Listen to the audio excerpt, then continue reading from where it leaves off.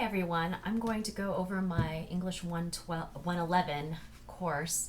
This is a hybrid course. That means it meets synchronously 1 day a week and it meets asynchronously 1 day a week. So students have a lot of independent work to do. I also am teaching a synchronous version of this course, but I think I can very easily go through the kind of assignments because we don't know what's going to happen, and so you can kind of see how I've planned for this to be flexible. So you can see that I have up here, this is my course syllabus, and I'm just going to quickly go over the way I've kind of split up the grade in the course. So I have 4 major writing assignments. The first one is kind of, they'll be doing it on the second day of class. This stands as a diagnostic. I've greatly simplified my rubric on this to kind of help students navigate this very quickly. It's only worth 5% of the grade. I feel strongly that it does need to be worth points though, because otherwise I've seen that students tend to kind of phone it in a little bit here. So that's worth a little bit. I use that as a way to hone in on the skills that my students, each individual student needs to work on. I also have a research report. I have an analytical response essay. This is an interesting kind of combination between a summary response and a very, very low level rhetorical analysis. Just getting students used to that skill. I find that this one in particular is really important for them to develop their sense of the skills of critical reading, to be able to connect their own experiences with text, which is part of English 111's course content summary in terms of the goals for the course. And it just is so important for them to be very careful, clear readers and understanders of text, which is a big part of what I see causing students to not do well in an English 111 setting. The last one is a This I Believe essay. There's a really excellent example in the course textbook for 111, which is for our campus. Everyone's an Author, the 3rd edition. This, I believe, is an argument. It's a type of argument, but it's a very simple type of argument called a position paper, which I'm sure you are all familiar with. I find that at this level, because there's less emphasis on argument or on students producing an argument paper in this course by reading and understanding the elements of argument, which is a fine distinction for 111. This I believe essay is perfectly suited. And it also serves to kind of pull in all of the other skills that they've practiced here. So it makes a really excellent kind of final assessment of their writing ability. I also have 2 assessments, a midterm exam and a final exam. These are just kind of term and kind of skills-based, knowledge-based, term and knowledge-based, rather than skills-based. This is just to keep students on their toes so that they are able to remember terminology for the class and kind of give them another way of developing their knowledge of the course, in terms of rhetoric, terms of writing, terms of reading, those kinds of things. For these, both of these exams, I'm using textbook created materials from the Norton book. They gave me a bunch of quizzes and I downloaded the ones, and I did modify them a little bit based on the content I'm actually teaching, but just a really easy way to make quizzes. And so you can see it's not worth very much of the course. It's only 10% total, but it is there to keep students on their toes. The last one is participation, and I think this is something that you all will be interested in, just because I think in general we're not really sure how to grade the process of writing. We're used to grading the kind of major assessments, but how do we get students to take part in the process? So I have a couple of ways of doing this. For homework, which I'm calling process work to let them understand, I'm building in a very distinct set of points for that. I'm also having them do asynchronous inquisitives. these are really fantastic kinds of exercises. They actually are very good at teaching a skill because the system doesn't reward students for guessing. So it's one of the better software products I've found that go with this, and it comes with the third edition of the textbook, so students would have access to that. And then their professionalism, because we're kind of in an environment where students could dodge in and out of class. I'm actually adding a very small percentage of the grade to their synchronous behavior. So while they're with me on a Zoom, I've made it very clear how they're going to do that. A copy of my full syllabus is available in the Google Drive for you guys if you want to kind of read through and see more about these. All right, so here's my course schedule, and I'm just going to go through and show you kind of how I've broken it out by modules.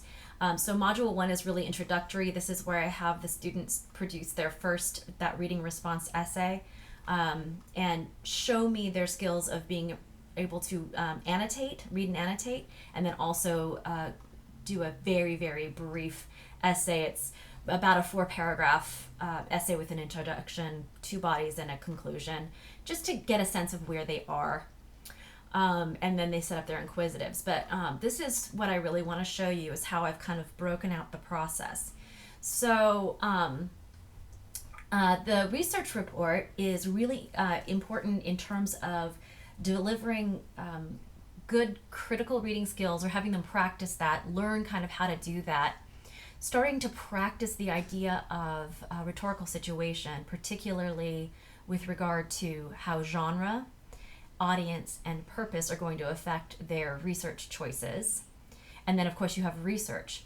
For the most part, I'm providing many of the readings that they will use. I am asking students to do a very low level of research in terms of pulling data and information from sources that they can use, either sources I've provided for them or find their own.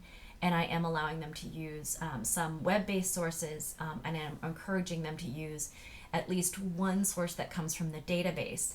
So again, 111 introduces students to research skills.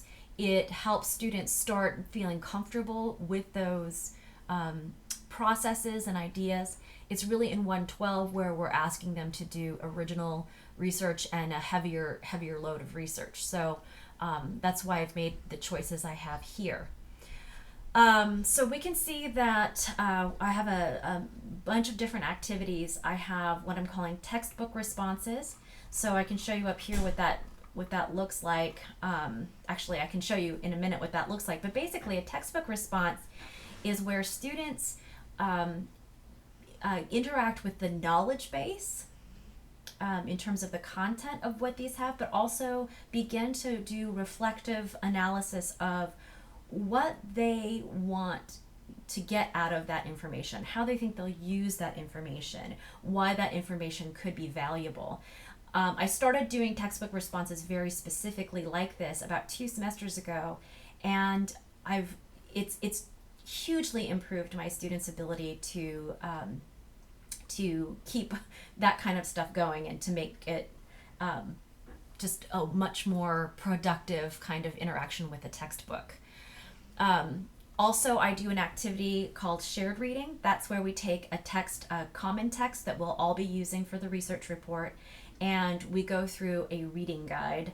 I will also have that available, have these available too. I think they're already up in the Google Drive, but you can see how I've spread out the reading guide to help students go through the reading process and to get the most out of that reading experience, so that they can later use that information productively in their research reports.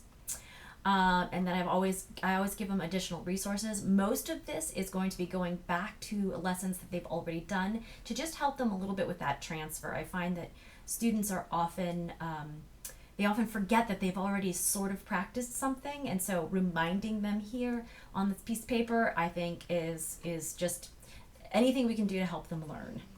And then, so we go from the reading, and then here's another kind of a reading activity that they'll do. I'm also giving them their first inquisitives. As you can see, these quizzes are grammar-based, sentence-based, to get them kind of working on those kinds of things. So this is really kind of in the background of 111 because grammar is graded but not necessarily part of our instruction. So that's the other reason I really love inquisitives. Grammar is a necessary element that we teach, but there's so little room to actively teach it that these inquisitives are just such a godsend. They're just wonderful.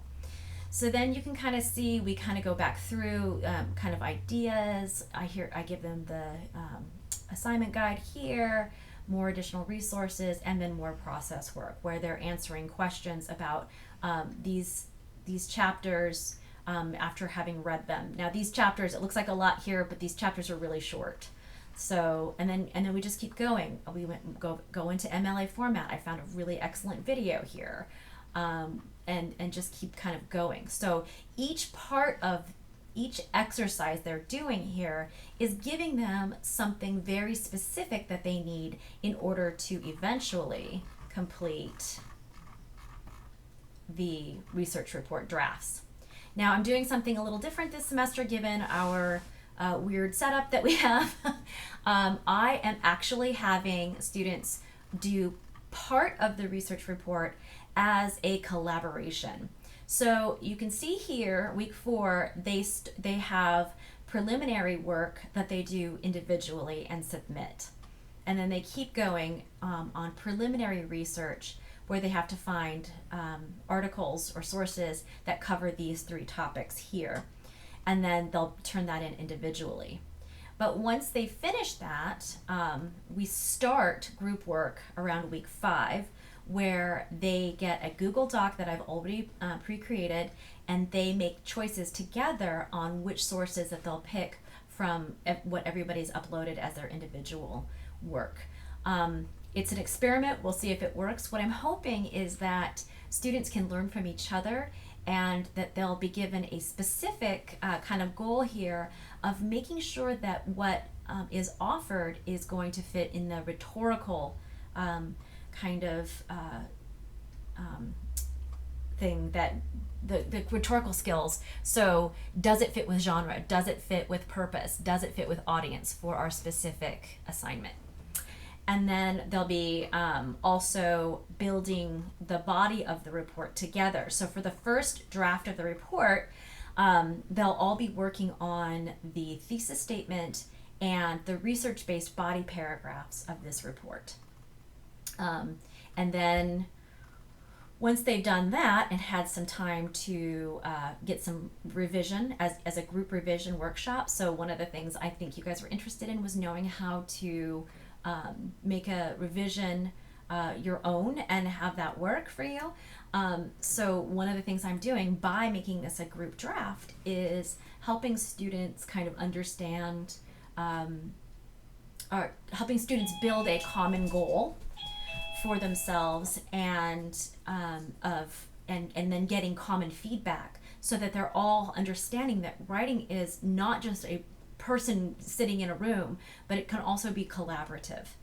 So then at that point, they're going to go in and then start making the draft their own by adding a unique introduction and then 2 more unique paragraphs that finish out the research part of the body, and then writing their own unique conclusions. And then once they turn that in, we do some plagiarism exercises through Turnitin, which I found, again, this is something I always do. It's so helpful for students to understand the difference between similarity and plagiarism, which is always a big thing. And then they turn in their own research report at the end. So that's just one way I've kind of decided to try out putting the process as part of the grade that goes down to the individual product that they're actually turning in. I hope that's useful.